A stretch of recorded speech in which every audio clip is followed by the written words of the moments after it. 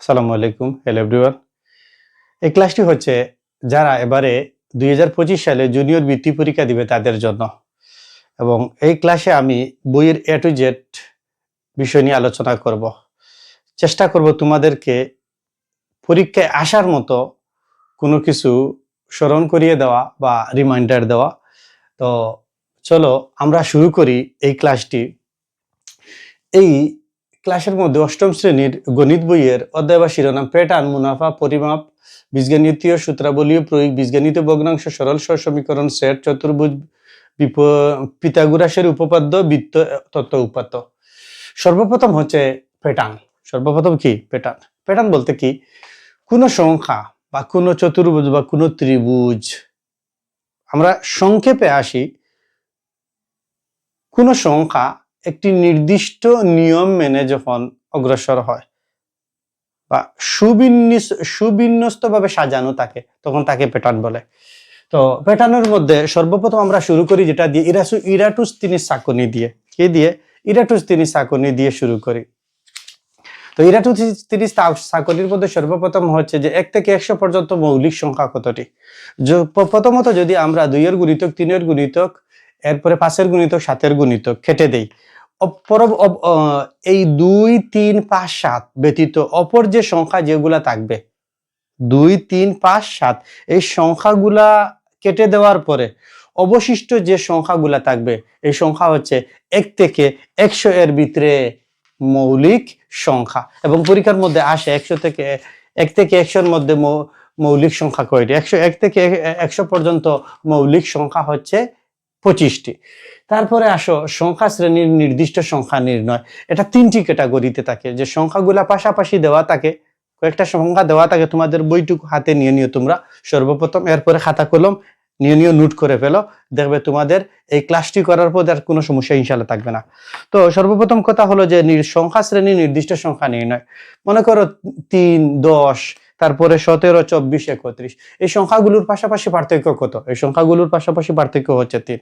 এর মানে এই সংখ্যাগুলোর সর্বশেষ সংখ্যার সাথে 3 যোগ করে যদি পরবর্তী সংখ্যা পাবো, এর পরবর্তী সংখ্যার সাথে 3 যোগ করে যদি এর পরবর্তী সংখ্যা পাবো। এরপরে হচ্ছে যে কয়েকটি সংখ্যা দেওয়া থাকবে, এই সংখ্যাগুলো প্রথম সংখ্যা দ্বিতীয় সংখ্যা থেকে প্রথম সংখ্যা বিয়োগ করব। বিয়োগ করার পরেও দেখা যাবে এই সংখ্যাগুলোর মধ্যে, তোমাদের বইয়ের উদাহরণ নাম্বার 2, যে বিয়োগ করার পরেও দেখা যাবে যে সংখ্যার ভিতরে আবার পার্থক্য আছে। এই পার্থক্যগুলা কয়টি স্টেপে? 2টি স্টেপে। প্রথম সংখ্যা নিবা, তারপরে যে পার্থক্য যেটা আছে এইটা নিবা, আর থার্ড হলো যে এই 3 নম্বরে যে সংখ্যা যেটা থাকবে এটা যোগ হবে। কি হবে? এটা যোগ হবে। মনে করো তোমাদের বইয়ে উদাহরণ নাম্বার 2 যেটা দেওয়া আছে 25, 25 এর সাথে 9 যোগ করেছো, তারপরে পার্থক্য কত আছে? প্রতি ক্ষেত্রে পার্থক্য সমান, এই 2 যোগ করলে পরবর্তী সংখ্যাটি তোমরা পাবা। তো এটা 3 নিয়মে হয়ে থাকে। এরপরে আছে পাশাপাশি সংখ্যা যোগ করে নিচে বসালে নিচেরটা পরবর্তী সংখ্যার উপরটা সমান হবে। এরপরে আসো ফিবোনাকি সংখ্যা। ফিবোনাকি সংখ্যা কি? ফিবোনাকি সংখ্যা কি? মনে করো 0 আর 1 যোগ করলে কত? 1 হয়। 1 আর 1 যোগ করলে 2 হয়। 2 1 আর 2 যোগ করলে 3 হয়। 3 আর 2 যোগ করলে 5 হয়। এইভাবে যদি তুমি অগ্রসর হও, এই ধরনের সংখ্যাকে কি বলে? ফিবোনাকি সংখ্যা বলে, এবং পরীক্ষার মধ্যে এগুলো এসে থাকে। এরপরে আসো ক্রমিক স্বাভাবিক সংখ্যার যোগফল। মনে করো 1 থেকে 10 পর্যন্ত সংখ্যা আছে, 1 থেকে 10 পর্যন্ত সংখ্যা আছে, এই সংখ্যাগুলো তোমাকে যোগ করতে হবে। এই সংখ্যাগুলো যদি তুমি 1, 2, 3, 4, 5, 6, 7, 8, 9, 10 লিখে যদি তুমি যোগ করে থাকো, তাহলে তোমার অনেক সময় ব্যয় হবে, তুমি স্বল্প সময়ের মধ্যে এই যোগফল নির্ণয় করতে পারবে না। স্বল্প সময়ের মধ্যে যোগফল নির্ণয় করতে হলে তোমাদের বইয়ে 4 নাম্বার পেজের মধ্যে দেওয়া আছে যোগফল সমান প্রথম সংখ্যা যোগ শেষ সংখ্যা গুণ ব্র্যাকেট দিবা প্রদত্ত সংখ্যা ভাগ 2। এই সূত্রটা তোমার সৃজনশীল বা সিকিউ এর মধ্যে কাজে আসবে, এমসিকিউ এর মধ্যে কাজে আসবে, বুঝছো? এরপরে সংক্ষিপ্ত প্রশ্নের ক্ষেত্রে কাজে লাগবে। সংখ্যা সূত্রটা কি? যোগফল প্রথম সংখ্যা যোগ শেষ সংখ্যা, ব্র্যাকেট দিবা, ব্র্যাকেটের বাইরে প্রদত্ত সংখ্যা ভাগ 2, হোল ভাগ 2। এরপরে আসো বিজোড় সংখ্যার যোগফল। পাশাপাশি 1 থেকে 10 পর্যন্ত মনে করো, বা পাশাপাশি বিজোড় সংখ্যা যোগ করলে তার যোগফল হয় পূর্ণবর্গ সংখ্যা। কি হয়? পূর্ণবর্গ সংখ্যা যোগ হয়। মনে করো 1 আর 3 যদি যোগ করো, পাশাপাশি বিজোড় সংখ্যা 4 হবে। 1 3 5 যোগ করো যদি, কত হবে? 9 হবে, তাও পূর্ণবর্গ সংখ্যা। 1 3 5 7 যোগ করো যে 16 হবে, তাও বিজোড় পূর্ণ সংখ্যা। এবং এটা জ্যামিতিক আকারেও কি করা যায়? প্রকাশ করা যায়। এরপরে আসো যে স্বাভাবিক সংখ্যার সমষ্টি। বিজোড় সংখ্যার যোগফল বলে দিলাম, স্বাভাবিক সংখ্যার সমষ্টি এটাও বলে দিলাম যে কি, প্রথম সংখ্যা যোগ শেষ সংখ্যা গুণ পদ সংখ্যা হোল ভাগ 2। এরপরে হলো ম্যাজিক বর্গ। ম্যাজিক বর্গ কি, যে 3 ক্রমের সংখ্যা দেওয়া থাকবে, দৈর্ঘ্যের দিকে 3, প্রস্থের দিকে 3, মোট গড় কয়টা থাকবে? 9টা থাকবে। এই সংখ্যাগুলো পাশাপাশি বসালে, উপর নিচ পাশাপাশি যদি বসাও, নিচ উপর করো, আড়াআড়ি গুণ করো, কর্ণ বরাবর গুণ করো, এরপরে দেখবে যে পাশাপাশি সংখ্যাগুলার যোগফল হচ্ছে 15। ঠিক আছে? আর যদি 4 ক্রমের হয়, 1 থেকে 16 পর্যন্ত নাও, সংখ্যাগুলা সাজাও কর্ণ বরাবর বিপরীত ভাবে, 1-এর জায়গায় 16, 16-এর জায়গায় কত? 1। এই সংখ্যাগুলা তোমরা যদি নেও, 4-এর জায়গায় 13, তারপরে মনে হয় 13-এর জায়গায় 4, এই সংখ্যাগুলা, আর কর্ণ বরাবর যে সংখ্যা যেগুলা আছে, এই সংখ্যাগুলা মনে করো কত, 6 7, এরপরে হলো কত কত কত কত 10 11, কত 10 11, এই সংখ্যাগুলা যদি তোমরা এলোমেলো ভাবে সাজাও, তোমার ইচ্ছা মতো সাজাও, সাজানোর পরে যে তুমি যে সংখ্যাগুলা পাশাপাশি আড়াআড়ি কর্ণ বরাবর যোগ করলে তুমি যোগফল পাবা কত? 34 পাবা। এই সংখ্যাগুলা পরীক্ষার মধ্যে এসে থাকে। সত্য কথা বললে কি। এরপরে আসো যে আমি মধ্যখানে একটি সংখ্যা রেখে গেছি, তা হলো যে 2টি সংখ্যাকে স্বাভাবিক সংখ্যার বর্গরূপে প্রকাশ করা। মনে করো হলো 2কে যদি তুমি স্বাভাবিক সংখ্যার বর্গরূপে প্রকাশ করো, 2কে যদি তুমি স্বাভাবিক সংখ্যার বর্গরূপে প্রকাশ করো, কত হবে? 1, তারপরে বর্গ দাও, যোগ 1 বর্গ। 1 কে বর্গ করলে 1ই হবে, 2 কে আবার 1 কে বর্গ করলে 1ই হবে, 1 আর 1 যোগ করলে কত হবে? 2 হবে। তারপরে মনে করো 5, 1 এর উপরে বর্গ দাও, 1 কে বর্গ করলে 1, 2 এর উপরে বর্গ দাও, 2 2 4, 4 আর 1 কত? 5। এই সংখ্যাগুলা পরীক্ষার মধ্যে এসে থাকে। তারপরে আসো যে সংখ্যাকে 3 উপায়ে দেওয়া থাকে। তোমাদের বইয়ের মধ্যে 5 নম্বরের মধ্যে দেওয়া আছে 130, 170, 185, 325। এই সংখ্যাগুলাকে পুরোটাকে দুই ভাবে স্বাভাবিক সংখ্যার বর্গের সমষ্টি রূপে প্রকাশ করতে হয়, এবং 3 ভাবে স্বাভাবিক সংখ্যার বর্গের সমষ্টি রূপে প্রকাশ করতে হয়। ম্যাজিক বর্গ বললাম। এরপরে সংখ্যা নিয়ে বলা খেলা। কি? সংখ্যা নিয়ে খেলা। সংখ্যা নিয়ে খেলার ক্ষেত্রে তুমি দেখবে যে বিষয়টি, যে পাশাপাশি 2টি সংখ্যা নাও, পাশাপাশি 2টি সংখ্যা নাও, সংখ্যা 2টি স্থান পরিবর্তন করো, সংখ্যা 2টি যোগ করো, দেখবে তুমি যোগফলকে যদি 11 দ্বারা ভাগ করো, ভাগফল 0 হবে। আবার তুমি 2টি সংখ্যা নাও, সংখ্যা নিয়ে সংখ্যার স্থান পরিবর্তন করো, বড় সংখ্যা থেকে ছোট সংখ্যা বিয়োগ দাও, বিয়োগ ফলকে 9 দ্বারা ভাগ দাও, ভাগশেষ 0 হবে। এরপরে তুমি 3টি সংখ্যা নাও, এরপরে সংখ্যাগুলো তুমি বিপরীত ক্রমে সাজাও, তারপরে ছোট সংখ্যা থেকে বড় সংখ্যা বিয়োগ করো, বিয়োগ করার পরে যে সংখ্যাটি থাকবে, এটা হচ্ছে 99 দ্বারা ভাগ করলে ভাগশেষ 0 হবে। এরপরে ভেরি ইম্পর্টেন্ট হচ্ছে কি, ভেরি ইম্পর্টেন্ট হচ্ছে জ্যামিতিক প্যাটার্ন। কি হচ্ছে এটা? জ্যামিতিক প্যাটার্ন। এটা কি? জ্যামিতিক প্যাটার্ন। জ্যামিতিক প্যাটার্নের সূত্র আছে, জ্যামিতিক প্যাটার্নের একটি সূত্র আছে, সূত্রটা মনে রাখবা, তোমরা হয়তো দেখতে পাচ্ছ। প্রথমে লিখবা পার্থক্য। কি লিখবা? বলো, কি লিখবা? পার্থক্য লিখবা, গুণ ক লিখবা। ক বলতে কি? তুমি যে সংখ্যা ধরবা, তারপরে প্লাস দাও, আবার ব্র্যাকেট লিখবা, ব্র্যাকেটের ভিতরে লিখবা প্রথম সংখ্যা, তারপরে সংখ্যার পরিবর্তন বা পার্থক্য, ওই যে পার্থক্য যেটা আছে ওই সংখ্যাটা। আমি আবারও বলি, এই সূত্রটা হচ্ছে পার্থক্য গুণ ক, বীজগাণিতিক রাশি রূপে প্রকাশ করলে। এরপরে প্রথম সংখ্যা বিয়োগ পার্থক্য, তাহলে হয়ে যাবে। জ্যামিতিক প্যাটার্নের ক্ষেত্রে এই সংখ্যাটা থেকে মনে রাখবা সিকিউ এসে থাকবে। কি এসে থাকবে? সিকিউ এসে থাকবে। বুঝা গেল? তো এই তোমার প্যাটার্নের ক্ষেত্রে এই বিষয়গুলো আলোচনা। এবার তোমার বইয়ের মধ্যে দেখবে যে 8 নাম্বার পেজের মধ্যে ক্রমিক স্বাভাবিক সংখ্যা দেওয়া আছে, 2 কো প্লাস 1, এরপরে দেওয়া আছে 3 কো প্লাস 1 একো স্কোয়ার মাইনাস 1, 4 কো প্লাস 3। এইগুলাকে প্রথমে কয়েকটা সংখ্যাকে সর্বপ্রথম তুমি বীজগাণিতিক রাশি রূপে প্রকাশ করতে হবে। এরপরে তোমাকে বলবে যে জ্যামিতিক চিত্র তো একটা দুইটা তিনটা দেওয়া থাকবে, বলবে 40তম চিত্র আঁকতে কতটি কাঠির প্রয়োজন, কতটি রেখাংশের প্রয়োজন, 50তম, 100তম, 200তম, তা যে কোনো সংখ্যা বলতে পারে। এবং তোমরা সবচেয়ে বেশি মনে রাখবা যে 8 নম্বর পেজের উদাহরণ নাম্বার 4, এই ধরনের অঙ্কগুলা পরীক্ষার মধ্যে দিয়ে থাকে, এই ধরনের অঙ্কগুলা পরীক্ষার মধ্যে দিয়ে থাকে।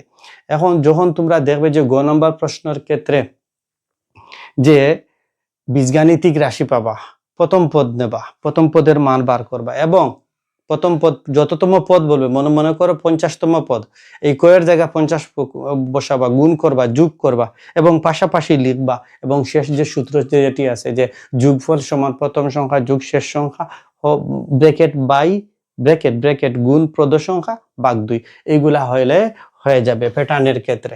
এরপরে আসো তোমরা মুনাফার ক্ষেত্রে কি লাভ ক্ষতি, যদি ক্রয় মূল্য থেকে বিক্রয় মূল্য বেশি হয় তাহলে লাভ, যদি ক্রয় মূল্য থেকে বিক্রয় মূল্য কম হয় তাহলে ক্ষতি হয়। এই লাভ ক্ষতির সূত্র আমরা জানি। এরপর আসো ভেরি ভেরি ইম্পর্টেন্ট, যেটা মুনাফার ক্ষেত্রে। কিসের ক্ষেত্রে? মুনাফার ক্ষেত্রে জানি, মনে করো 2% তোমার লাভ হয়েছে, সংক্ষেপে বলি 2%, তাহলে তোমার হিসাবটা কিভাবে আসবে যে 100 টাকার 1 বছরের মুনাফা 2 টাকা। হিসাবটা কিভাবে আসলো? কত টাকার মাঝে? 100 টাকার মাঝে। মুনাফার ক্ষেত্রে শতকরার হিসাব করা হয়। তো 100 টাকার 1 বছর, কত বছর? 1 বছরের মুনাফা 2 টাকা। এই ক্ষেত্রে তোমাকে বলতে পারে 6 মাসের, 3 মাসের, যে কোনো একটা বলতে পারে। এবং মুনাফার ক্ষেত্রে তোমরা মনে রাখবা একটা সূত্র, মুনাফার ক্ষেত্রে তোমরা মনে রাখবা যে I equal to PRN। I বলতে কি? প্রফিট বা মুনাফা। আই বলতে কি? আই বলতে প্রফিট বা মুনাফা। পি বলতে কি? তা মূলধন বা আসল বা প্রিন্সিপাল, মূলধন, আসল বা প্রিন্সিপাল। আর বলতে কি? রেট অফ ইন্টারেস্ট, মুনাফার হার। তো এই জায়গায় একটা জিনিস ছোট্ট করে বলি যে মুনাফা এবং মুনাফার হার তোমাকে বুঝতে হলে একটু ট্রিক্স মনে রাখতে হবে। এই ট্রিক্সটি কি? যখন শুধুমাত্র মুনাফা বলবে তখন আই, আর যখন মুনাফায় অন্তুষ্ট জয়ের নিচে ফুটা অন্তুষ্ট মুনাফায়, তখন তুমি মনে করবে রেট অফ ইন্টারেস্ট। কি রেট অফ ইন্টারেস্ট? কি বলবে? Rate of interest. এই রেট অফ ইন্টারেস্টের ক্ষেত্রে তোমার হলো কি 100 টাকার 1 বছরে মুনাফা হার কত? 2% দিয়ে থাকতে পারে, 10%, 5% দিয়ে থাকতে পারে, এই ধরনের অঙ্ক থাকবে। I equal to PRN। এটার মধ্যে হচ্ছে ডেটা হচ্ছে কটা? 4টা হচ্ছে, যে কোনো 3টার মান দেওয়া থাকবে, একটার মান নির্ণয় করতে হবে।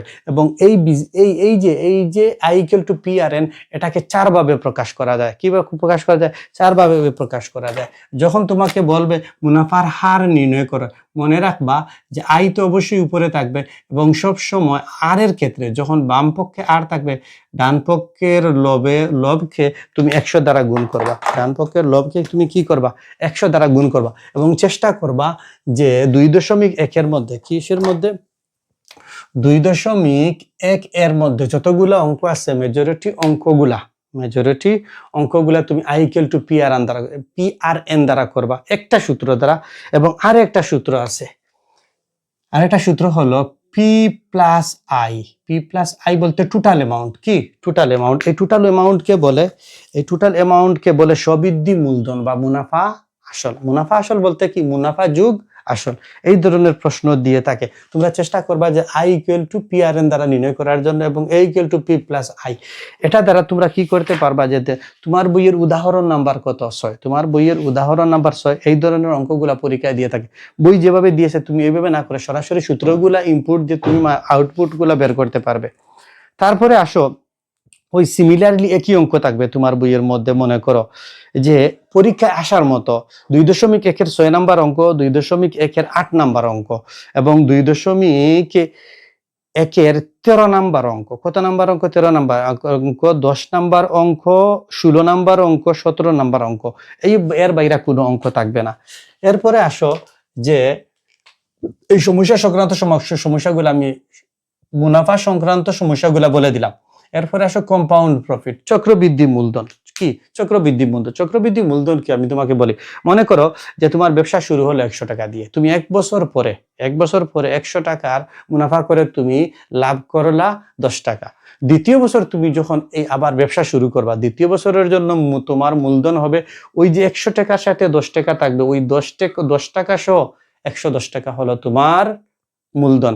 এইভাবে চক্রবৃদ্ধি মূলধনের ক্ষেত্রে আগাতে হয়। তো চক্রবৃদ্ধি মূলধনের ক্ষেত্রে যে সূত্র আমরা মেনে থাকি এবং তোমরা যেটা লিখে থাকবা যে চক্রবৃদ্ধি মুনাফার সূত্র, এই compound profit C equal to P into 1 plus R whole power N. P দ্বারা মূলধন বা আসল R rate of interest N বছর বা সময়। ঠিক আছে, এই জিনিসগুলা তোমরা যদি মনে রাখতে পারো তাহলে আর কোনো সমস্যা হবে না। তো এই জায়গায় তোমার পরীক্ষার মধ্যে বলে থাকবে যে সরল মুনাফা I equal to P R N. চক্রবৃদ্ধি মূলধন বলবে P into 1 plus R whole power N, এটা বলে থাকবে। এরপরে এই দুইটা করার পরে তোমাকে বলবে সরল মুনাফা এবং চক্রবৃদ্ধি মুনাফার পার্থক্য নির্ণয় করো। তখন তোমাকে সর্বপ্রথম চক্রবৃদ্ধি মুনাফার পার্থক্য নির্ণয় করতে হবে। চক্রবৃদ্ধি মুনাফার পার্থক্যের সূত্র হলো সি মাইনাস পি। এই সি দ্বারা কি চক্রবৃদ্ধি মূলধন, এই যেটা তুমি পেয়েছো এইটা সি হচ্ছে, আর পি বলতে কি সর্বপ্রথম যে আসল যেটা আসলো এইটা বিয়োগ হবে, তখন বের হবে চক্রবৃদ্ধি মুনাফা। প্রথম কি হবে, চক্রবৃদ্ধি মুনাফা বের হবে।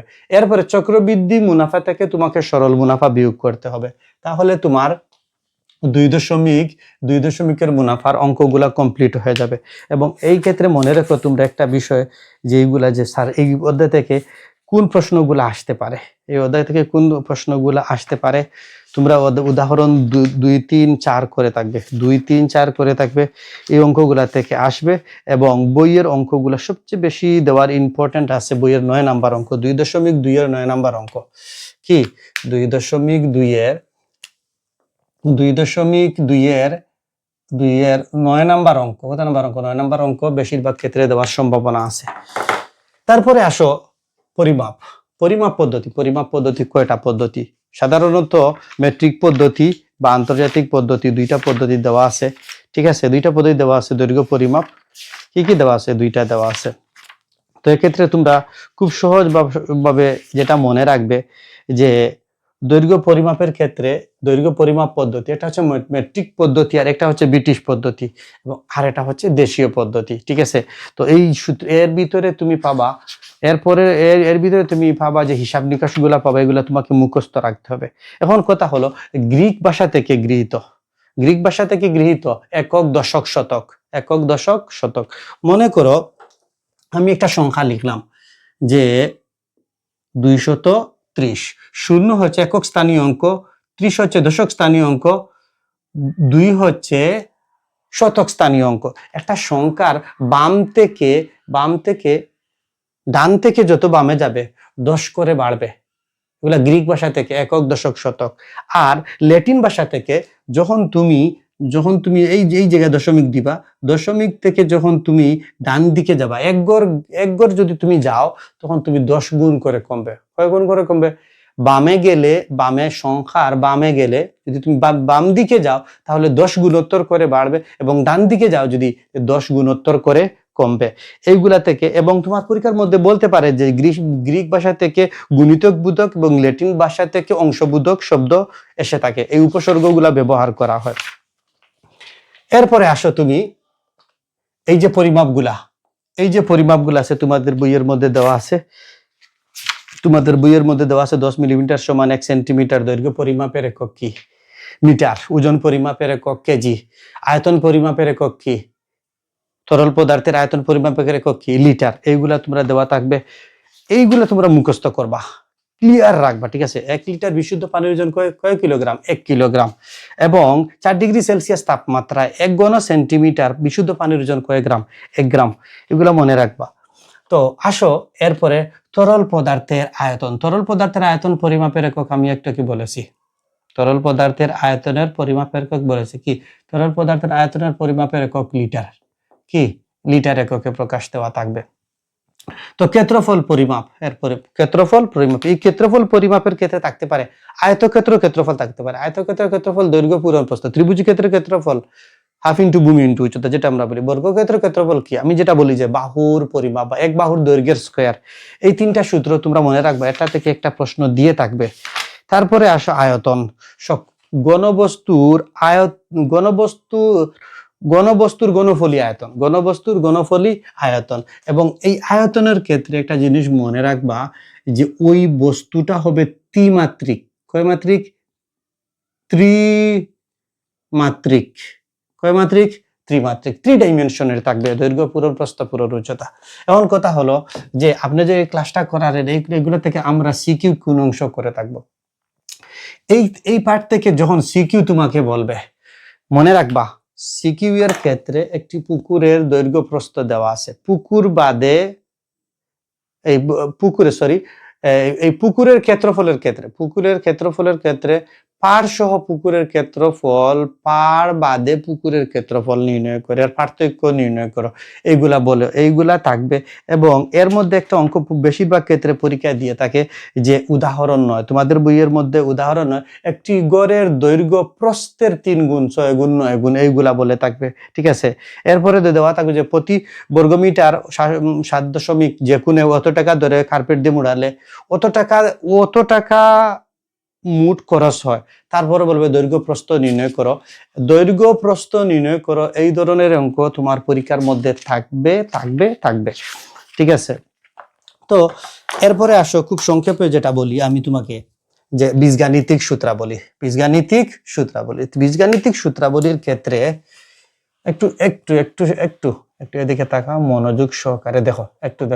বীজগাণিতিক সূত্রাবলীর ক্ষেত্রে চতুর্থ নাম্বার অধ্যায়, এই অধ্যায়টি যদি তুমি পারো, বীজগাণিতিক সূত্রাবলী যদি প্রথম অধ্যায়টি তুমি পারো, সর্বপ্রথম হলো বর্গ কি? যে a plus B whole square অথবা a minus B whole square, বর্গর সূত্র কি? এগুলা বর্গর সূত্র। অথবা বলতে পারে গণ করো a plus B whole cube অথবা a minus B whole cube. এই 4টা সূত্র হলো বর্গ অথবা গণ। এই 4টা সূত্র কি? বর্গ অথবা গণ। এই 4টা জিনিস তোমরা মনে রাখবা। যখন বর্গ বলবে a plus B whole square, square plus 2b plus B square. যখন মাইনাস হলে তো 2 minus 2 a square minus 2b plus B square. যখন গণ বলবে, গণের 2টা সূত্র, একটা a plus B whole square, একটা a minus B whole square, বর্গ এবং গণের ক্ষেত্রে। দ্বিতীয় স্টেপে আসো, 2 নাম্বার স্টেপে আসো। তোমাকে বলবে এই জায়গায় উৎপাদক কি বলবে? উৎপাদক বলবে। আমি এই জায়গায় লিখেছি বর্গ, গণ, মান নির্ণয়। যদি মান দেওয়া থাকে, কি দেওয়া থাকে? যদি মান দেওয়া থাকে, মনে রেখো, যদি মান দেওয়া থাকে কি করবা? অনুসিদ্ধান্ত কি? যদি মান দেওয়া থাকে তখন তুমি অনুসিদ্ধান্ত ব্যবহার করবা। কোন ধরনের অনুসিদ্ধান্ত গুলা ব্যবহার করবা? তুমি প্রদত্ত রাশি যেটা দেওয়া থাকবে এটা দেখে, যদি গণ থাকে গণর সূত্র ব্যবহার করবা, আর যদি বর্গ দেওয়া থাকে বর্গর সূত্র ব্যবহার করবা। বর্গের অনুসিদ্ধান্ত কি? প্রথমটা হচ্ছে square plus B square, a plus B whole square minus 2ab। দ্বিতীয় হচ্ছে a plus square plus B square, 2টা সূত্র, প্রথমটা প্লাস, দ্বিতীয়টা মাইনাস, আর কোনো কিছু নেই। এরপর a plus B whole square সমান a minus B whole square plus 4ab। তারপর হচ্ছে a minus B whole square সমান a plus B whole square plus 4ab। এরপর হচ্ছে 2 into square plus B square, a plus B whole square plus a minus B whole square. এরপরে কি হচ্ছে? 4ab এর সূত্র, a plus B whole square minus a minus B whole square. এরপর ab সূত্র, a plus b by 2 whole square, a minus b by 2 whole square. এগুলা হচ্ছে যখন তোমার মান দেওয়া থাকবে, যখন কি দেওয়া থাকবে? মান দেওয়া থাকবে। যখন মান নির্ণয় করার কথা বলবে, তখন তুমি এই সূত্রগুলা ব্যবহার করবে। এবং 3.2 এর ক্ষেত্রে, 4.2 এর ক্ষেত্রে যখন তোমাকে গণ বলবে, তখন তুমি অনুসিদ্ধান্ত লিখবা। কি লিখবা? a cube plus b cube, a plus b whole cube minus 3ab into a plus b। এই জায়গায় X Y Z P Q R যে কোনোটা দিতে পারে, এক্স দিতে পারে, ওয়াই দিতে পারে, পি কিউ যে কোনো একটা দিতে পারে, x Y P Q A B যে কোনো একটা দিতে পারে। তো এইগুলা মনে রাখো। এরপরে হলো a cube minus B cube, a minus B whole cube plus 3ab into a minus B. এখন কয়টা হলো মোট? 4.1 অনুসিদ্ধান্ত হলো মোট 6টা, এই জায়গায় 2টা, মোট কয়টা হলো? 8টা। এই 8টা সূত্র তোমার মান নির্ণয়ের ক্ষেত্রে কাজে লাগবে। কয়টা কাজে লাগবে? 8টা সূত্র মান নির্ণয়ের ক্ষেত্রে কাজে লাগবে। এরপরে আসো তুমি, যেটা তোমার মনে রাখতে হবে কি, আমি দেই উৎপাদক সূত্র কয়টি? উৎপাদক সূত্র হচ্ছে মোট 6টি। কয়টি? 6টি। A square minus B square, A plus B into A minus B একটা। তারপরে হচ্ছে X plus A into X plus B, এটা সমান লেখা যায় X square plus A plus B into X plus A B. অথবা এই যে X plus A into X plus B এবং এই তিনটা এইটা সমান এইটাকে এইটা সমান এইটা, এটা এই জায়গায় এইটা ওইটা। তারপরে দেখা যায় X square plus P X plus Q. কয়টা সূত্র হলো বলো? 3টা সূত্র। কয়টা সূত্র? 3টা সূত্র হলো। তারপরে আসো যে থাকবে সবচেয়ে বেশি A X square B X plus C, X square B X plus C. এরপরে আসো A cube minus B cube, A cube plus B cube, A cube plus B cube, A cube plus B cube. গণফল নির্ণয়ের উৎপাদক সূত্র কি? গণফল নির্ণয়ের উৎপাদক সূত্র, গণফল নির্ণয়ের উৎপাদক সূত্রটা তোমরা সবাই জানো, বইয়ের মধ্যে দেওয়া আছে। কি হবে? যদি এ কিউব প্লাস বি কিউব তোমাকে বলে, তাহলে লিখো এ plus B into A square minus A B plus B square, এবং এ কিউব মাইনাস বি কিউব এই জায়গায় হবে এ মাইনাস বি এবং এ square plus A B plus B square. এই কথাটুকু আমি এত কথা এই জায়গায় কেন বলছি? যদি তুমি উৎপাদক একটা বীজগাণিতিক রাশিকে উৎপাদকে বিশ্লেষণ করতে পারো, তাহলে তোমার গসাগু নির্ণয় করতে পারবে। কি নির্ণয় করতে পারবে? গসাগু নির্ণয় করতে পারবে, লসাগু নির্ণয় করতে পারবে। কথা ক্লিয়ার? বুঝা গেল? এখন আসো তুমি, হ্যাঁ, গসাগুর ক্ষেত্রে কি কমন? গসাগুর ক্ষেত্রে কি কমন? আর লসাগুর ক্ষেত্রে কমন এবং আনকমন। আর একটি কথা বলি, যদি লসাগু এবং গসাগুর মধ্যে সূচকীয় রাশি থাকে, কি থাকে? সূচকীয় রাশি থাকে, এই জায়গায় তুমি খুব লক্ষ্য রাখবা, খুব সূক্ষ্মভাবে লক্ষ্য রাখবা। মনে করো 3টা রাশি দেওয়া আছে, একটা রাশির মধ্যে পাওয়ার 4, একটা রাশির মধ্যে পাওয়ার 7, একটা রাশির মধ্যে পাওয়ার 9। এখন এই ক্ষেত্রে তুমি গসাগু কি আনবা? এই ক্ষেত্রে তুমি গসাগু আনবা বি টু দি পাওয়ার 4, আর লসাগু কি আনবা? বি টু দি পাওয়ার 9। লসাগুর ক্ষেত্রে যার ঘাত সর্বোচ্চ সে লসাগু, আর গসাগুর ক্ষেত্রে সূচকীয় রাশির মধ্যে যার ঘাত প্রতিটা পদের মধ্যে সমান আছে, এটা হবে গিয়ে গসাগু। আর সংখ্যার ক্ষেত্রে গসাগুর ক্ষেত্রে প্রত্যেকটার মধ্যে যেটা কমন আছে এটা, আর লসাগুর ক্ষেত্রে তুমি প্রত্যেকটা সংখ্যা নিবা ইউক্লিডীয় পদ্ধতিতে, পাটিগণিতে যেভাবে করেছো এগুলা নিয়ে পাশাপাশি সংখ্যাগুলা গুণ করে যেতে হবে, তার লসাগু হবে। ঠিক আছে? এরপরে আসো তুমি লঘিষ্ঠকরণ। কি? লঘিষ্ঠকরণ। এই লঘিষ্ঠকরণের ক্ষেত্রে, এই লঘিষ্ঠকরণের মধ্যে লবের মধ্যে একটা বীজগাণিতিক রাশি দিতে পারে, হরের মধ্যে একটা বীজগাণিতিক রাশি দিতে পারে। তোমাকে উৎপাদকে নিয়ে একটা বীজগাণিতিক রাশিকে 2টি রাশির গুণফল রূপে প্রকাশ করতে হবে এবং লব হরে কাটাকাটি করতে হবে। তো এই ক্ষেত্রে যখন লঘিষ্ঠকরণ বলবে তখন তোমাকে সর্বপ্রথম কোনো কিছু কমন নিতে হবে। এরপর উৎপাদক সূত্র 6টা ব্যবহার করতে হবে। কয়টা সূত্র ব্যবহার করতে হবে? 6টা সূত্র ব্যবহার করতে হবে। 6টা সূত্রের যে কোনো একটা তোমাকে মানে ইনপুট দিতেই হবে। এরপরে যখন ভগ্নাংশ লব এবং হরে গুণ অবস্থায় থাকবে, যোগ বিয়োগ অবস্থায় কাটাকাটি যাবে না, যখন গুণ এবং ভাগ অবস্থায় থাকবে তখন তুমি কাটাকাটি করতে পারবে। এরপরে হলো সাধারণ হর বিশিষ্ট ভগ্নাংশ। সাধারণ হর বিশিষ্ট ভগ্নাংশের ক্ষেত্রে এই বীজগাণিতিক রাশি পুলটাই প্রয়োগ করা হয়। সাধারণ হর বিশিষ্ট কি তোমরা 4র্থ শ্রেণী 5ম শ্রেণীতে করে এসেছো, 6ষ্ঠ শ্রেণীতেও আছে। ঠিক আছে? যে সাধারণ বিশিষ্ট প্রতিটি ভগ্নাংশের হর সমান হতে হবে। এরপরে আসো ভগ্নাংশের যোগ বিয়োগ গুণ ভাগ এবং সরলীকরণ। আমি আবার বলি, বারবার বলতেছি, ওই ভগ্নাংশের যোগ বিয়োগ গুণ ভাগ প্রত্যেক ক্ষেত্রে, সরলীকরণের ক্ষেত্রে, সাধারণ হর বিশিষ্ট ভগ্নাংশের ক্ষেত্রে এই উৎপাদক থাকবে। অবশ্যই কি থাকবে? এই উৎপাদক থাকবে। এবং মাঝে মধ্যে উৎপাদকের ক্ষেত্রে এই সূত্রটা বেশি ব্যবহার হয়, মনে রাখবা, A square minus B square, X plus A into X plus B, এই সূত্র, অথবা A cube plus B cube, অথবা A cube minus B cube, এইগুলা মনে রাখবা, বিকল্প হিসেবে থাকে। ঠিক আছে? এরপরে আসো যে যখন এইগুলা ক্লিয়ার হয়ে যাবে, তুমি যদি ভগ্নাংশ পারো, তুমি যদি বীজগাণিতিক রাশির সূত্র প্রয়োগ পারো, ঠিক আছে রে, বীজগাণিতিক ভগ্নাংশ পারবা, যোগ বিয়োগ গুণ পারবা, এবং বীজগাণিত ভগ্নাংশের যোগ বিয়োগ গুণ ভাগের ক্ষেত্রে, যোগ বিয়োগের ক্ষেত্রে তোমাকে অবশ্যই ভগ্নাংশের লসাগু নেওয়া জানতে হবে, তারপরে ক্যালকুলেশন জানতে হবে। ঠিক আছে? আসো সরল সমীকরণ। সরল সমীকরণ কি, যে চলকের ঘাত 1 থাকবে এবং এই সরল সমীকরণের X Y P Q M N দুইটি চলকের একটি সাধারণ মান থাকবে, সাধারণ বীজ বা মূল থাকবে এবং এই মূল দ্বারা উভয় সমীকরণ জোট সমাধান হবে, তখন তাকে সরল সহজ সমীকরণ বলে। এখন কথা হলো প্রতিস্থাপন পদ্ধতি। কি পদ্ধতি? প্রতিস্থাপন পদ্ধতি। প্রতিস্থাপন পদ্ধতিতে এক্স এবং ওয়াই, এক্স এর মাধ্যমে মনে করো এক্স ইকুয়াল টু 2y + 4, এই জায়গায় ওয়াই হচ্ছে স্বাধীন, এক্স হচ্ছে অধীন, এক্স এর মাধ্যমে প্রকাশ করতাম।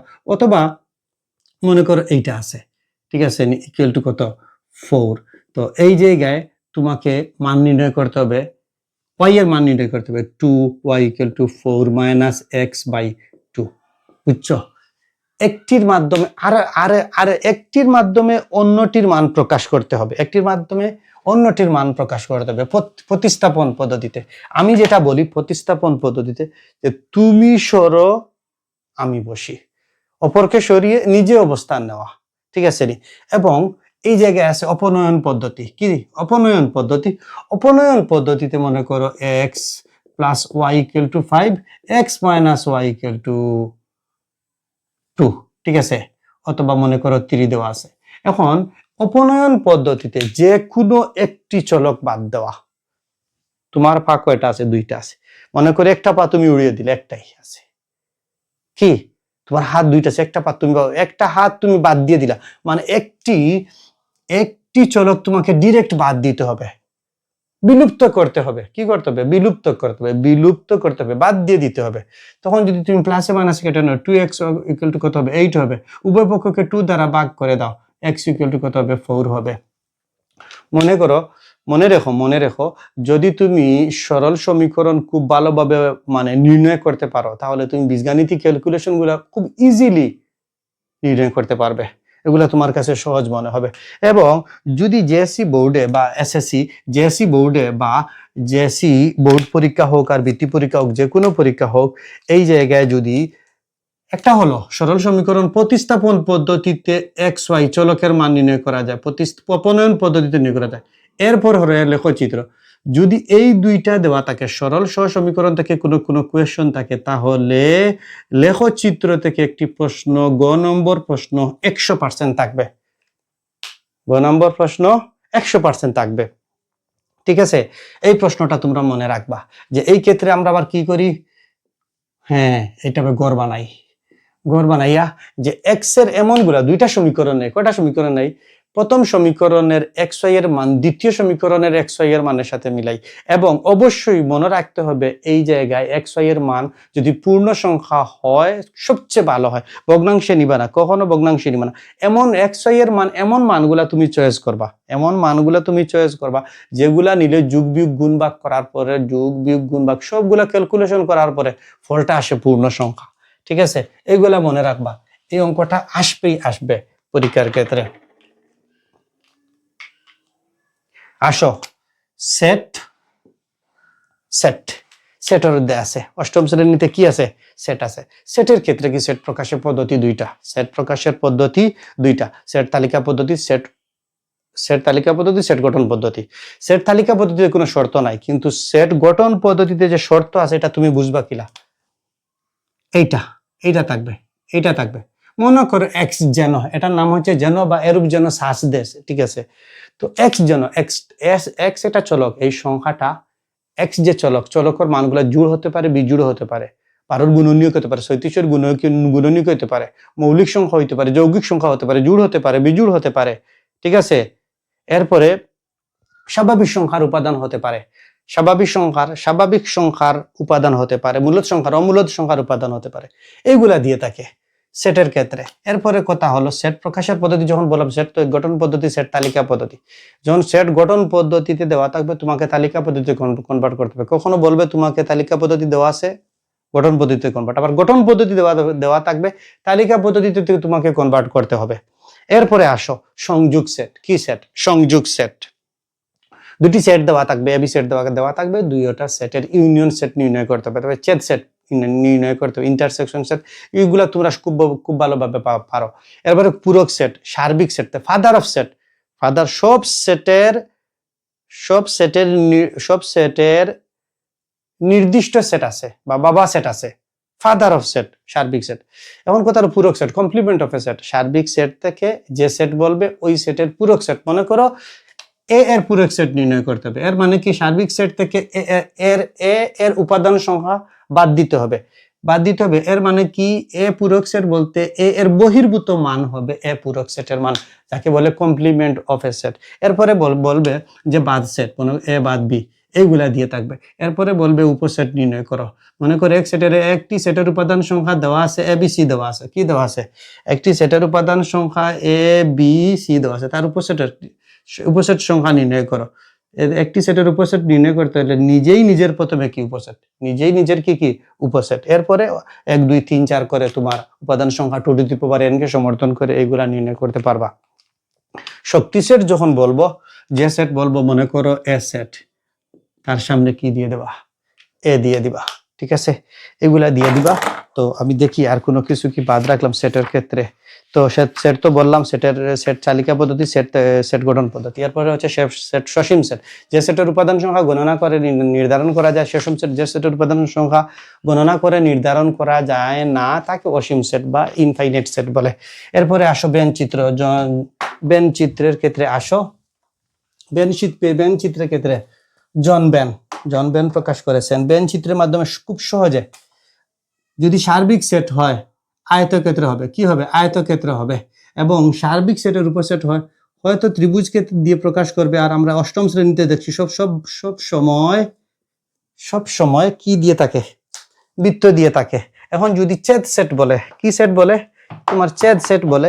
ছেদ সেট হলে মনে রাখবা এইটা। আর যদি তোমাকে সংযোগ সেট বলে, সংযোগ সেট হলে যেটা আছে ওই সমস্তটাই তোমার সংযোগ সেট হবে। ঠিক আছে। আর পূরক সেট যদি বলে, পূরক সেট বলতে কি? সার্বিক সেট থেকে এ সেট, ওই সার্বিক সেট যদি এইভাবে দেওয়া থাকে, এর ভিতরে দেওয়া থাকে এ এর বহির্ভূত যত মান আছে এ এর পূরক সেটের মান। উপসেট দেওয়া থাকে, কমপ্লিমেন্ট অফ সেট দেওয়া থাকে, সেট প্রক্রিয়া সংযোগ সেটটাও বললাম। এবং হ্যাঁ, হয়ে গেছে তোমার সেটের এই বিষয়গুলা থাকে, এর থেকে বেশি কিছু থাকবে না। ঠিক আছে। এখন আসো চতুর্ভুজের ক্ষেত্রে উপপাদ্য থাকে, সম্পাদ্য থাকে। কি থাকে? উপপাদ্য থাকে, সম্পাদ্য থাকে। তো আমরা জানি চতুর্ভুজের বাহু করি, চতুর্ভুজের বাহু 4টি। চতুর্ভুজের বাহু 4 বাহু দ্বারা আবদ্ধ ক্ষেত্রকে চতুর্ভুজ ক্ষেত্র বলে। চতুর্ভুজের কোণ 4টি, চতুর্ভুজের বাহু 4টি, চতুর্ভুজের শীর্ষ কোণ কয়টি? 2টি। সরি 4টি। এবং চতুর্ভুজের কর্ণ কয়টি? 2টি। একটা কর্ণ একটা চতুর্ভুজকে 2টি ত্রিভুজে কি করে? বিভক্ত করে। এরপরে বলছে চতুর্ভুজের প্রকারভেদ। কি বলছে? চতুর্ভুজের প্রকারভেদ কি? চতুর্ভুজের প্রকারভেদ হচ্ছে সামান্তরিক, আয়ত, রম্বস, বর্গ, ট্রাপিজিয়াম, গুড়ি বলছে। এখন কি বলছে? সামান্তরিক কি? চতুর্ভুজের বিপরীত বাহুগুলো পরস্পর যদি সমান্তরাল হয় তাহলে সে কি হবে? সামান্তরিক হবে। এরপরে বলছে যে সামান্তরিকের একটি কোণ সমকোণ তাকে আয়ত বলে। রম্বসের ক্ষেত্রে বলছে যে সামান্তরিকের সন্নিহিত বাহুর দৈর্ঘ্য সমান তাকে রম্বস বলে। বর্গ কি? বর্গ যে চতুর্ভুজের একটি কোণ, বর্গ এমন একটি আয়ত বলতে কি? যে চতুর্ভুজের একটি কোণ সমকোণ এবং সন্নিহিত বাহুর দৈর্ঘ্য সমান, 2টি বাহুর দৈর্ঘ্য সমান তাকে বর্গ বলে। এরপরে ট্রাপিজিয়াম কি? যে চতুর্ভুজের 2টি বাহুর দৈর্ঘ্য সমান্তরাল, যে সমান হতে পারে না, 2টি বাহুর ক্ষেত্রে সমান্তর, যে চতুর্ভুজের 2টি বাহুর দৈর্ঘ্য সমান্তরাল তাকে ট্রাপিজিয়াম বলে। ঠিক আছে। এরপরে গুড়ির ক্ষেত্রে হচ্ছে যে চতুর্ভুজের 2 জোড়া সন্নিহিত বাহু পরস্পর সমান তাকে গুড়ি বলে। এখন কথা হলো, তোমার যে তুমি পরীক্ষা দিবা, পরীক্ষার মধ্যে আসবে, তুমি ডিরেক্ট লিখে দিবা যে উপপাদ্য, তুমি লিখে রাখো উপপাদ্য 1, উপপাদ্য 2, উপপাদ্য 3, উপপাদ্য 4, উপপাদ্য 5। এই 5টা থেকে একটা আসবে, এই 4টা থেকে একটা আসবে। বুঝছো? ক্লিয়ার? বুঝা গেছে? এবং সবচেয়ে বেশি সম্ভাবনা আছে যে 1 নাম্বার দিতে পারে এবং 3, 4, 5 একটু মনে রেখো যে এগুলো খুবই সহজ, জ্যামিতি মুখস্থ করতে হয় না। এরপরে আসলো চতুর্ভুজের ক্ষেত্রফল। চতুর্ভুজের ক্ষেত্রফল।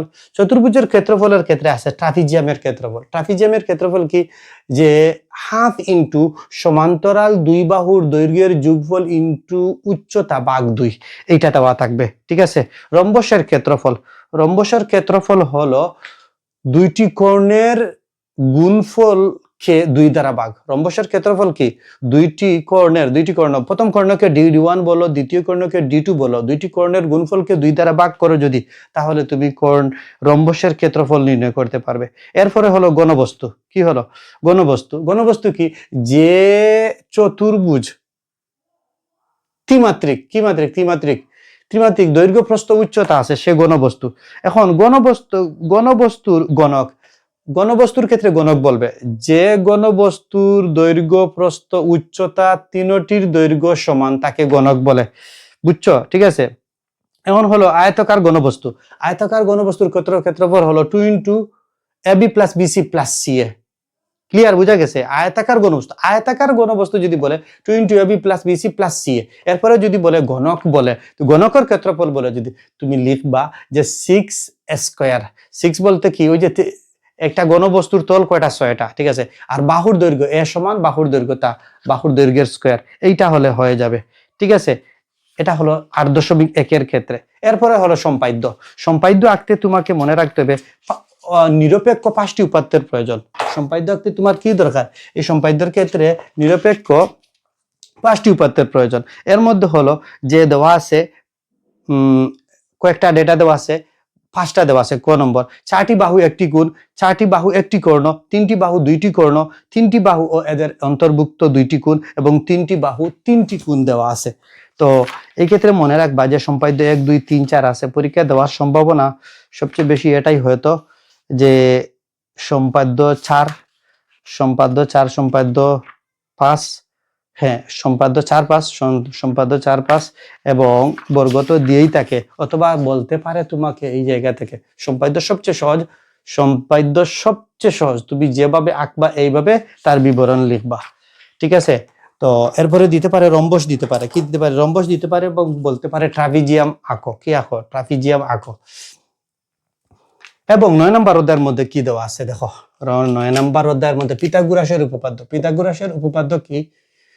পিথাগোরাসের উপপাদ্য 4 ভাবে প্রমাণ করা যায়। পিথাগোরাসের উপপাদ্য 4 ভাবে প্রমাণ করা যায় এবং আশা রাখতে পারো যদি বোর্ড কোশ্চেন দিয়ে থাকে বা বৃত্তি পরীক্ষা দিয়ে থাকে তো পিথাগোরাসের উপপাদ্য 100% দিয়ে দেওয়া থাকতে পারে।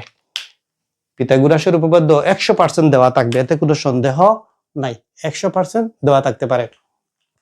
তো পিথাগোরাসের উপপাদ্য সমকোণী ত্রিভুজের সাহায্যে প্রমাণ করা যায়, সদৃশকোণী ত্রিভুজের সাহায্যে প্রকাশ করা যায়, বীজগণিতের সাহায্যে প্রকাশ করা যায়, পিথাগোরাসের বিপরীত উপপাদ্যের সাহায্যে নির্ণয় করা যায়। এবং পিথাগোরাসের উপপাদ্য কি? অতিভুজ স্কয়ার সমান ভূমি স্কয়ার যোগ লম্ব স্কয়ার, এইটা।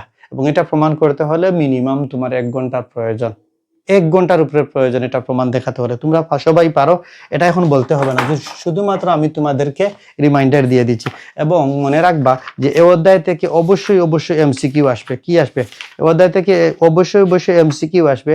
এবং তার বিপরীতে ওই যে সমকোণী ত্রিভুজের সাহায্যে প্রমাণ, এটা পরীক্ষার মধ্যে দিয়ে থাকবে, অবশ্যই থাকবে, 100% থাকবে। এরপরে হলো যে তোমাদের মধ্যে 146 নম্বর পেজের মধ্যে লিখবা যে 16, 17 কত, 16, 17, 21, 22, 23, 24, 25, 26 এইগুলা থাকবে। আসো এরপরে আমরা একটু নির্ণয় করার চেষ্টা করি। উপপাদ্য নিয়ে কথা বলি। উপপাদ্যের ক্ষেত্রে উপপাদ্য 1, 2, 3, 1, 2, 3 আমি যেগুলা বলবো এগুলা নোট করে রাখবা, এর বাইরে আসবে না, এর বাইরে আসবে না।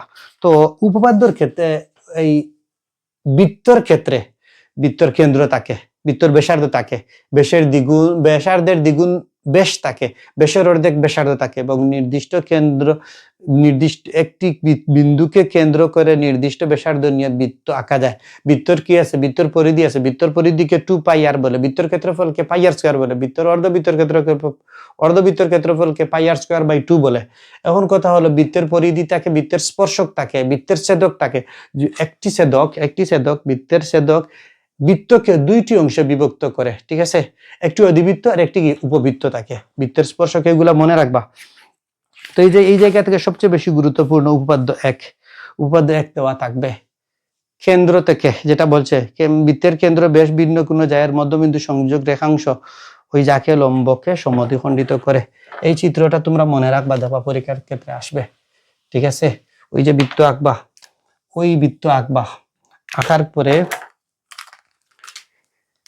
কেন্দ্র ভিন্ন একটি ছেদক নিবা। ঠিক আছে, কেন্দ্র ভিন্ন একটা ছেদক নিবা, ওই বাহুকে সমদ্বিখণ্ডিত করবা, ওই বিন্দু নিবা, ওই বিন্দুর উপরে তুমি লম্ব আঁকবা। লম্ব আঁকলে কি হবে? কেন্দ্র বরাবর হবে। এরপরে ওইটা যোগ করবা, ওইটা যেখানে সমকোণী ত্রিভুজ হবে, এইটার যত বৈশিষ্ট্য হবে ওই জায়গায় তার ঠিক সেই বৈশিষ্ট্য হবে। ওই একটা এবং আরো একটা হলো, একটা বৃত্ত দেওয়া থাকবে, একটা বৃত্তর দুইটা ছেদক দেওয়া থাকবে, কেন্দ্র দেওয়া থাকবে। ঠিক আছে, ওই কেন্দ্র থেকে এ বি সি ডি দুইটা দেওয়া থাকবে, দুইটি যে দেওয়া থাকবে। বৃত্তের বৃহত্তম যেই হচ্ছে ব্যাস, এবং বৃত্তের যেই হচ্ছে বৃত্তের ব্যাসই হচ্ছে বৃত্তের বৃহত্তম যে। ঠিক আছে, তো এই ব্যাস ভিন্ন যদি দুইটি যে নেই, নেওয়ার পরে তার উপর কি আঁকি? লম্ব আঁকি। এরপরে ও এ এবং ও সি আঁকি, এবং এটা হবে এম, এটা হবে এন। ঠিক আছে, এইভাবে হয়তো অথবা বইয়ের মধ্যে দিয়েছে কি ই আর এফ দিয়ে দিছে। যদি ও এ ই ত্রিভুজের যে বৈশিষ্ট্য, ও সি এফ একই বৈশিষ্ট্য, মনে রাখবা এইটা এবং এইটা পরীক্ষার মধ্যে অবশ্যই থাকবে। এটা কি পরীক্ষার মধ্যে অবশ্যই থাকবে, এবং সবচেয়ে বেশি সম্ভাবনা আছে পরীক্ষার মধ্যে থাকা 2 আর 3 কত 2 আর 3 দেওয়ার সম্ভাবনা আছে। তো এইগুলা তোমাদের জন্য মনে থাকে। বৃত্তের 1 2 3, 2 আর 3, বৃত্তের পরিধির সূত্র 2 পাই আর, ব্যাসের অনুপাত, ব্যাস বলছে 2 আর, ব্যাসার্ধ অনলি আর। ঠিক আছে, যখন তোমাকে বলবে 10.3 থেকে একটি এমসিকিউ থাকবে শিওর থাকবে। তো এই ক্ষেত্রে তোমাকে যখন বলবে ব্যাসের অনুপাত, ব্যাস দেওয়া থাকলে ব্যাসার্ধ নির্ণয় করবা। যেভাবে চতুর্ভুজের যদি দৈর্ঘ্য প্রস্থ দেওয়া থাকে বা আয়তক্ষেত্রের দৈর্ঘ্য প্রস্থ দেওয়া থাকে, তাহলে তার ক্ষেত্রফল নির্ণয় করতে হবে, ঠিক তেমনি ভাবে। এরপরে বৃত্তের ক্ষেত্রফল হচ্ছে পাই আর স্কয়ার। বৃত্তের ক্ষেত্রফল কি হচ্ছে? পাই আর স্কয়ার। বৃত্তের ক্ষেত্রফল 2 পাই আর স্কয়ার। এরপরে আসে সিলিন্ডার বা বেলনের বক্রপৃষ্ঠের ক্ষেত্রফল 2 পাই আর এইচ। ঠিক আছে, আর যদি বলে বেলনের বা সমবৃত্তমুখী বেলনের সমগ্র পৃষ্ঠের ক্ষেত্রফল, তাহলে হচ্ছে 2 পাই আর ইন্টু আর প্লাস এইচ। এই সূত্র মনে রাখবা, এই দুইটা সূত্র প্রয়োগ করা লাগে। প্রয়োগ করা লাগে। সর্বপ্রথম হলো সর্বশেষ হলো তত্ত্ব উপাত্ত। কি মনে রেখো? সর্বশেষ হলো তত্ত্ব উপাত্ত। এই জায়গা থেকে আমাদেরকে 10 আনসার করতেই হবে, 10 মার্কস নিতেই হবে। প্রথমে হলো গণসংখ্যা নিবেশন সারণীর ক্ষেত্রে পরিসর নেওয়ার পরে শ্রেণীব্যাপ্তি নিয়ে শ্রেণী সংখ্যা নির্ণয় করতে হয়। শ্রেণী সংখ্যার পরে তোমাকে একটা চার্ট তৈরি করতে হবে। ঠিক আছে, চার্টটা থাকবে এই যেটা আছে, এটা 3টা কলাম থাকবে, শ্রেণীব্যাপ্তি থাকবে, টালিচি থাকবে, এরপরে গণসংখ্যা থাকবে। এরপরে হলো পাইচিত্র কত ডিগ্রি বৃত্ত তৈরি হবে বলো? পাইচিত্র তৈরি হবে 360 ডিগ্রি। 360 ডিগ্রি। তোমার বইয়ের মধ্যে একটি অঙ্ক দেওয়া আছে। ঠিক আছে, তোমার বইয়ের মধ্যে 163 পৃষ্ঠা। খুব ভালোভাবে লক্ষ্য করবা, এই জায়গা থেকে একটা অঙ্ক আসবে পাইচিত্র, এবং পাইচিত্র থেকে তোমাকে একে দেখাতে হবে কত ডিগ্রি, কত জায়গায় কত ডিগ্রি কোণ উৎপন্ন করে। এরপর হচ্ছে কেন্দ্রীয় প্রবণতা হচ্ছে গড়মধ্যক প্রচুরক জিএসসি পরীক্ষা এর আগে ওই যে কতবার আসে তার কোনো শেষ নেই, অসংখ্য বোর্ডে এটা আসছে, এটা ভেরি ইম্পর্টেন্ট। এরপরে গাণিতিক গড় নির্ণয় করার ক্ষেত্রে প্রক্রিয়া হচ্ছে 3টা। যদি সংখ্যাগুলো এলোমেলোভাবে দেওয়া থাকে, তাহলে সংখ্যাগুলা যোগ করে যতটা উপাত্ত থাকবে উপাত্ত সংখ্যা দ্বারা ভাগ করতে হবে। দ্বিতীয়ত কাজ হলো, যদি সংখ্যাগুলা নির্দিষ্ট অনুপাতে সাজানো থাকে, শ্রেণীব্যাপ্তি ছাড়া শুধুমাত্র প্রাপ্ত নম্বর দেওয়া থাকে, গণসংখ্যা দেওয়া থাকে, তখন প্রাপ্ত নম্বরে তুমি ধরবা xi এবং গণসংখ্যার ধরবা fi এবং xi গুণ করবা, গুণফলগুলাকে তুমি যোগ করবা, যোগফলকে এই fi xi এর যোগফলকে তুমি মোট গণসংখ্যা দ্বারা যোগ করবা, মোট গণসংখ্যা দ্বারা ভাগ করলে গাণিতিক গড় বের হবে। এবং শ্রেণীব্যাপ্তির ক্ষেত্রে মধ্যক দেওয়া থাকবে। শ্রেণীব্যক্তির ক্ষেত্রে মধ্যক এইটা পরীক্ষায় 100% আসার সম্ভাবনা আছে। ঠিক আছে, এই ধরনের অঙ্কটা দেওয়া থাকবে। তখন তো তুমি গণসংখ্যাকে বলবা এফআই এবং মধ্যমানকে বলবা এফআই এক্সআই। এরপরে তুমি গণসংখ্যা দ্বারা এফআই এক্সআই এর গুণফলকে যোগ করে গণসংখ্যা দ্বারা ভাগ করবা, এটা হয়ে যাবে। এরপরে হলো মধ্যক প্রচুরক। যদি মধ্যকের ক্ষেত্রে তুমি উপাত্তগুলাকে মানের ঊর্ধ্ব ক্রমানুসারে সাজাইবা, সাজানোর পরে যদি তুমি দেখো যে উপাত্তের সংখ্যা বিজোড়, তাহলে হবে n+1/2। n দ্বারা কি উপাত্তের সংখ্যা। আর যদি উপাত্তের সংখ্যা যদি জোড় হয় তখন তুমি লিখবা n/2 তম পদ বা n/2+1 তম পদের মানের যোগফল হোল ভাগ 2। এই সূত্র দুইটা হবে। ঠিক আছে, এরপরে যখন বলবে তোমাকে মধ্যক হয়ে গেল, এরপরে প্রচুরকের ক্ষেত্রে তুমি সংখ্যাগুলাকে মানের ঊর্ধ্ব ক্রমানুসারে সাজাইবা। ঠিক আছে, এরপরে সাজানোর পরে লিখবা যে উপাত্তগুলোর উপস্থাপনায় অত আছে, অতবার 2 বার, অত আছে 5 বার, অত আছে 7 বার, বাকি সংখ্যাগুলো আছে একবার। বাকি সংখ্যাগুলা কয়বার আছে? বাকি সংখ্যাগুলা একবার আছে। যদি তুমি এইটুকু বলে দিতে পারো, এরপরে বলবা যে সংখ্যাটি সর্বাধিকবার আছে নির্ণয় প্রচুরক অত। বুঝা গেল? এটা হলো তোমাদের সাজেশন হিসেবে ওরে নিবা। এরপরে যদি তোমরা চাও যে এরপরে ভিডিওতে সিকিউ নিয়ে আলোচনা করব, এমসিকিউ নিয়ে আলোচনা করব, তাহলে কমেন্ট বক্সে জানিয়ে দিও। ভালো থাকো, সুস্থ থাকো এবং এই ক্লাসটি তোমরা লিখে আমাকে জানিও তোমাদের কাছে কেমন ভালো লেগেছে।